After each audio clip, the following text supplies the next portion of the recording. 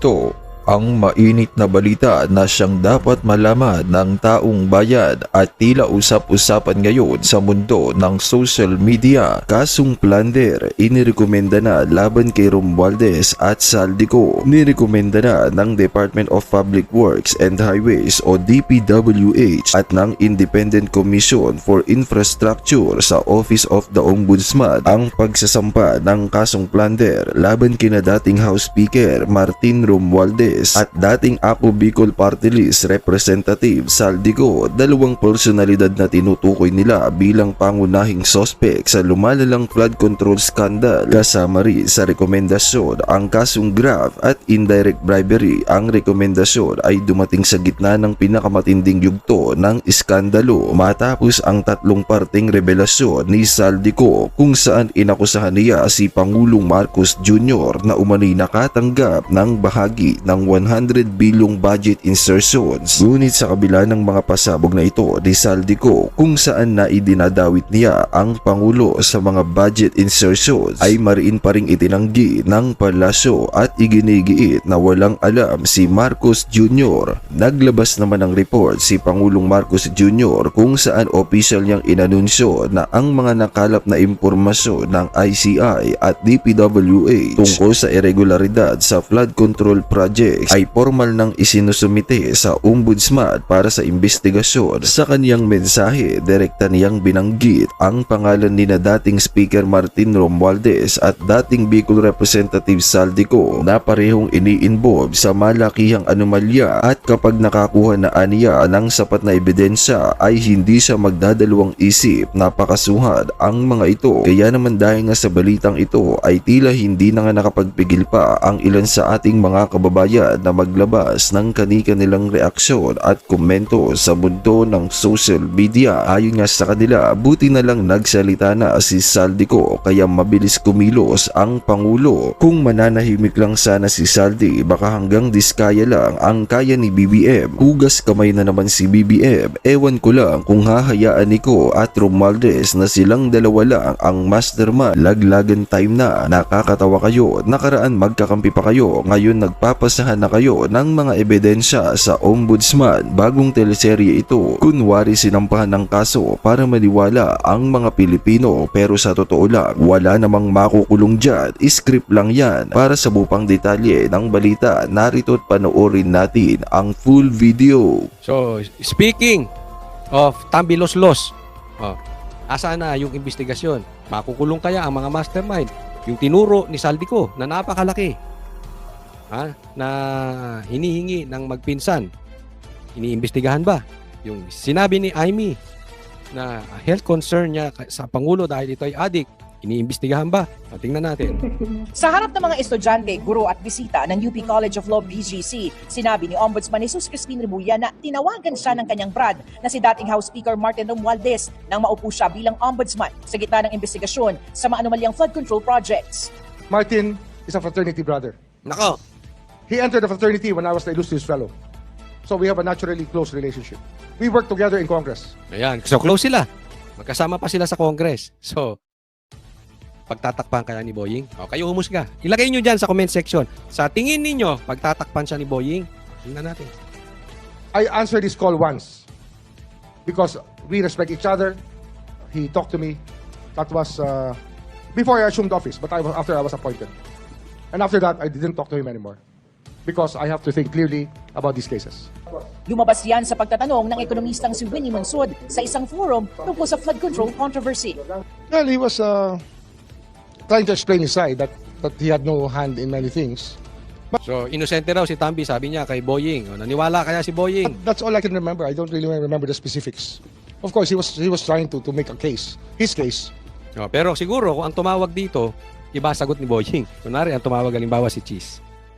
Halimbawa, ang tumawag dito ay yung Diskaya.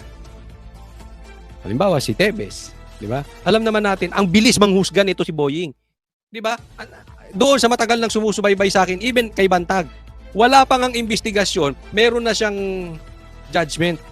Ganyan kabilis tong mama na ito, mapanghusga to, judgmental tong tao na ito. Kaya nga sabi ko, anong klase? At that time, secretary pa lang siya. Paano ka magiging Secretary of Justice, nangguhusga na kaagad. Hindi mo pa nakukuha yung mga ebidensya.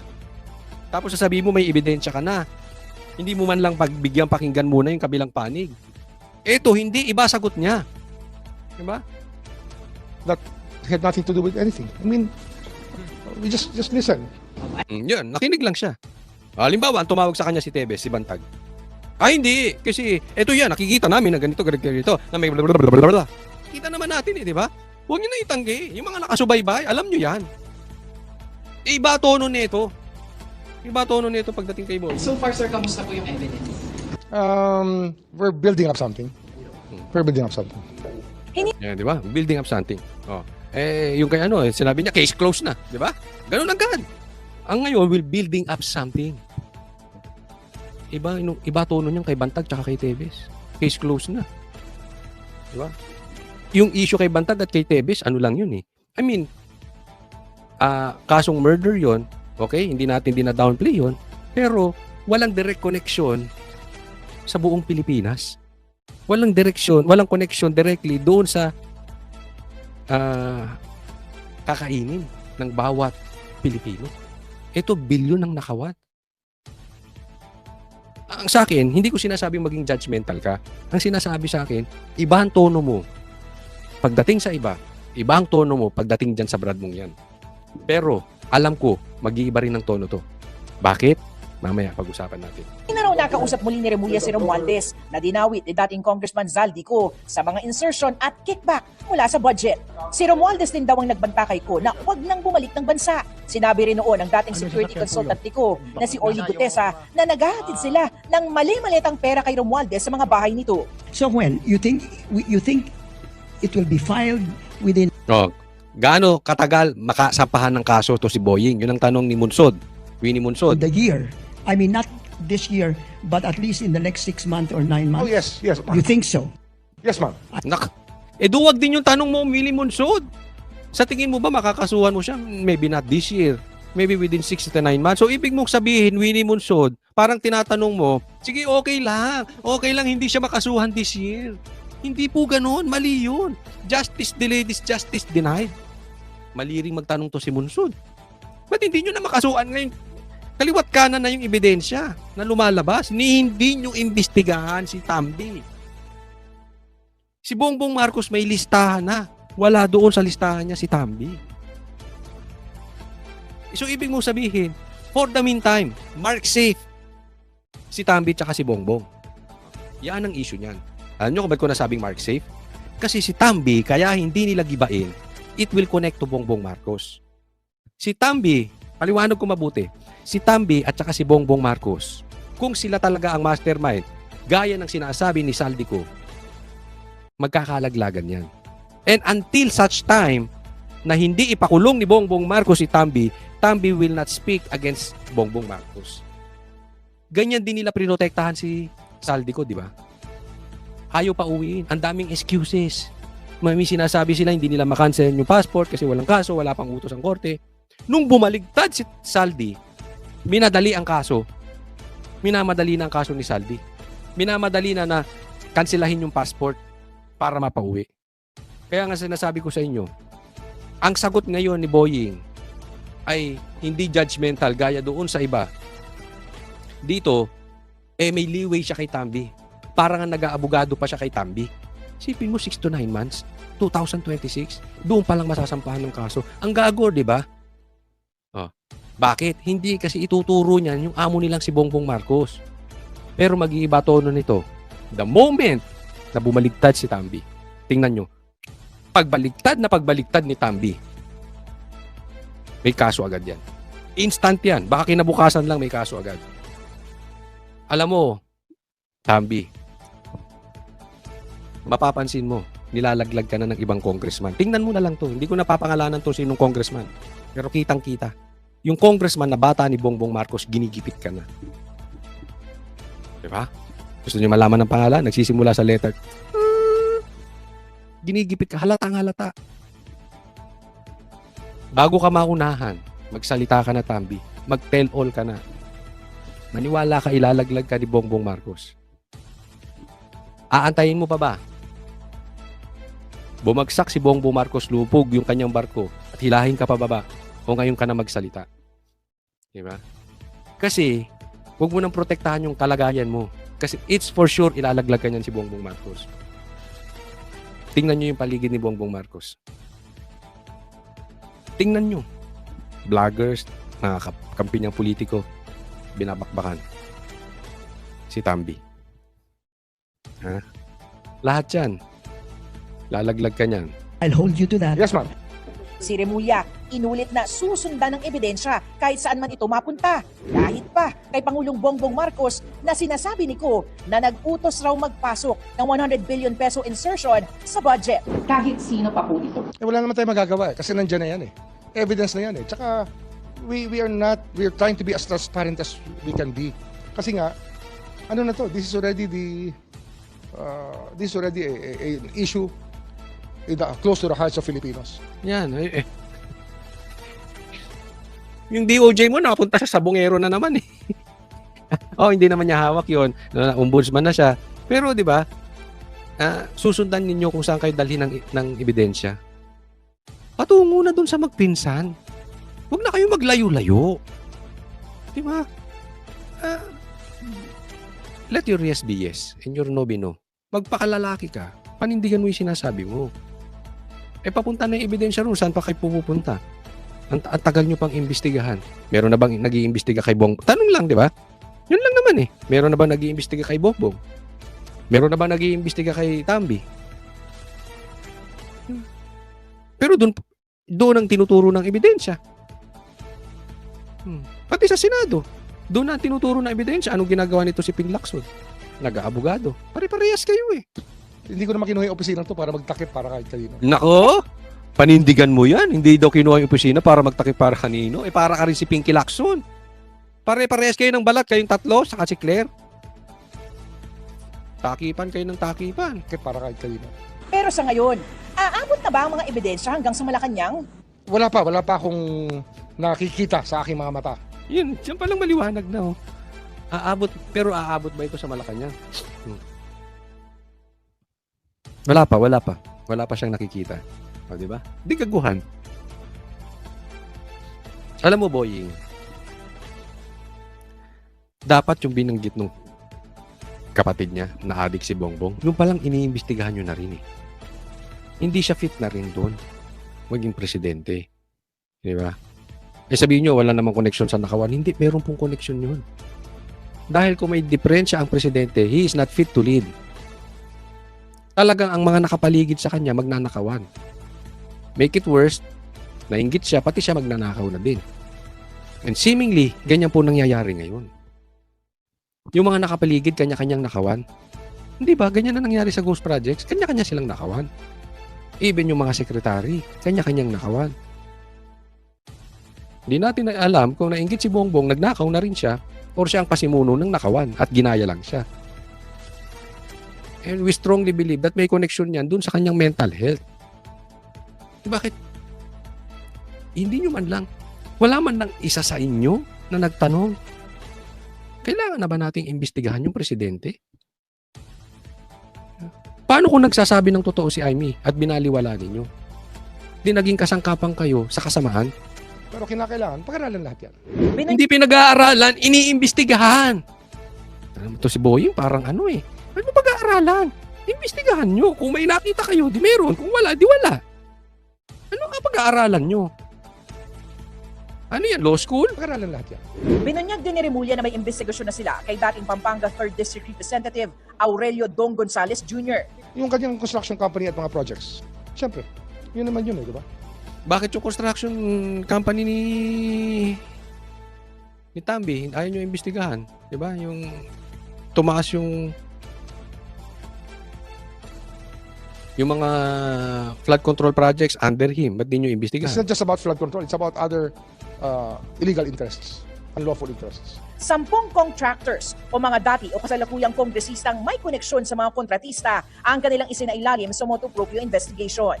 People didn't believe that there will be any accountability whatsoever and they were violating the law. Harap-harapan. Kasi nga walang nanguhuli eh. Tapos ganyan ginagawa nyo yung investigasyon. Ang gusto nyo managot yung mga bubuit, yung mga butete, yung mga bulate. Di ba? Kaya harap-harapan, nagpapatuloy yan. Nakita nyo na nga nangyari, binalita natin. Na ginawa ni Tambi, hindi nyo pa rin makita. Nasa balita na ng bilyonaryo, panoorin nyo. Bawal yan eh. It's a prohibited activity. It's a conflict of interest thing that is found in so many laws on corruption. Para sa GMA Integrated Yan, itong mga kalokohan itong mga ito. Oh, ito. Pag-usapan natin, dapat ganito ang balita. Hindi yung matungkol doon sa brief sa Taal, yung pagbebenta rin ng luxury cars, at yung kay Alice Guo. Pero mamaya, di-discuss natin itong patungkol kay Alice Guo. Tila naging sentro ng bidding operations ang Palawan mula late 2023. Ayon yan sa isang source na dumulog sa Billionaire News Channel. Ayon sa datos na nasa DPWH website, 7 kontratang nagkakahalaga ng higit 1.1 billion pesos ang nakubra ng kumpanyang Octagon Concrete Solutions Incorporated at mga ka-joint venture nito sa Palawan sa mga taong 2024 at 2025. Ito ang mga kaparehong taon kung kailan itinalaga si former House Speaker Martin Romualdez. Buhaya talaga to si... kung kailan naging caretaker nung Palawan si Romualdez, doon nagkaroon ng 1.1 billion na kontrata. Doon lang. Martin, iba ang magic mo, tambaluslos. Tapos, sasabihin ni Claire Castro, maganda na yung investigasyon nangyayari. Hindi nyo nga maturo si Tambi. Anong sabi ng amo mo si Bongbong Marcos? Wala pa siyang nakikita. Naunaan pa kayo ng media makakita? Naunaan pa kayo ng ibang makakita ng kalokohan niya? Ayaw niyong sundan yung investigasyon nilabas ni Saldico. Ayan, Tapos sasabihin ng presidente niyong adik. Maganda yung naging resulta ng investigasyon at sa ngayon wala pa silang makita kay Tambi. Kalokohan! Bilang caretaker ng Palawan 1st and 3rd Districts matapos pumanaw ni Congressman Edward Hagedorn at Edgardo Salvame. Ka-joint venture ng Octagon sa mga proyekto ang ilan pang kontrobersyal na mga kumpanya tulad ng Wawaw Builders at Mac Builders na dati na ring na-blacklist dahil sa mga delayed na proyekto. Ayon sa DPWH documents na nakuha ng BNC, si Milton Ngu ang nakalagay na Authorized Managing Officer ng Octagon ngayong 2025. Siya ang kapatid ng businessman at dating government envoy na si Maynard Ngu, na una na ring nadawit sa flood control scandal bilang bagman umano ni Senator Cheese Escudero. Maynard Ngu and I are close friends and we go years back. Ang galing din ng pag-connect na itong bilyonaryo, no? So, kunwari, binanatan si Tambi Loslos, pero idadamay si Cheese Escudero. Kayo magpinsan, ang mastermind niyan di umano. Okay? Kayo ang itinuro ni Saldico. Huwag na kayo mandamay pa ng iba. He is also a close friend and campaign contributor of Senator Cheese Escudero. Wala naman siguro masama kung campaign contributor. Lahat naman niya mga yan. Sa tingin nyo, si Bongbong Marcos walang campaign contributor? Na gambling lord? Yeah! si tingin nyo, si Bongbong Marcos walang campaign na drug lord? Tingin ko, tanong nyo. Walang kaibigan ng gambling lord si Bongbong? Kasi yun yung sinasabi, close friend.